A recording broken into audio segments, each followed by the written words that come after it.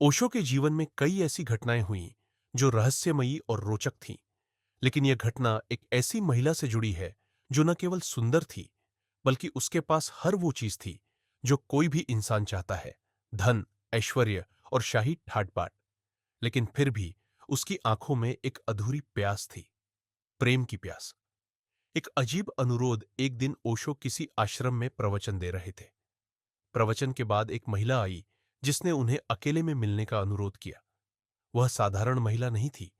उसकी चाल में एक शाही ठसक थी, आंखों में गहरी बेचैनी और होंठों पर अनकही बातें। जब वह ओशो के सामने बैठी तो उसने बिना किसी भूमिका के कहा, मैं जीवन में सब कुछ पा चुकी हूं, लेकिन फिर भी कुछ अधूरा है। मेरी आत्मा किसी चीज के लिए तरस रही है, लेकिन मैं समझ नहीं पा रही कि वो क्या है। ओशो मुस्कुराए। उनकी आंखों में एक रहस्यमयी चमक थी। उन्होंने धीरे से पूछा, तुमने सच्चा प्रेम महसूस किया है?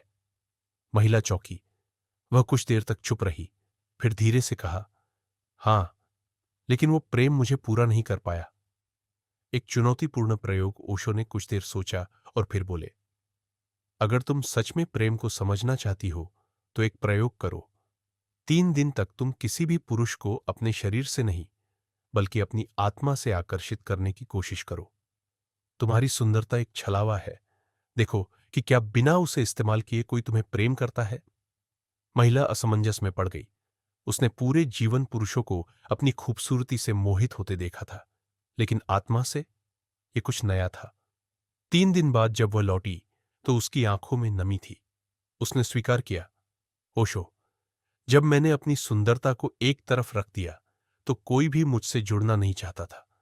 मैंने पहली बार महसूस किया कि मेरा आकर्षण मेरे भीतर नहीं, बल्कि मेरी बाहरी सुंदरता में है। ओशो का उत्तर। ओशो ने मुस्कुराते हुए कहा, यही कारण है कि तुम्हें कभी पूर्णता महसूस नहीं हुई।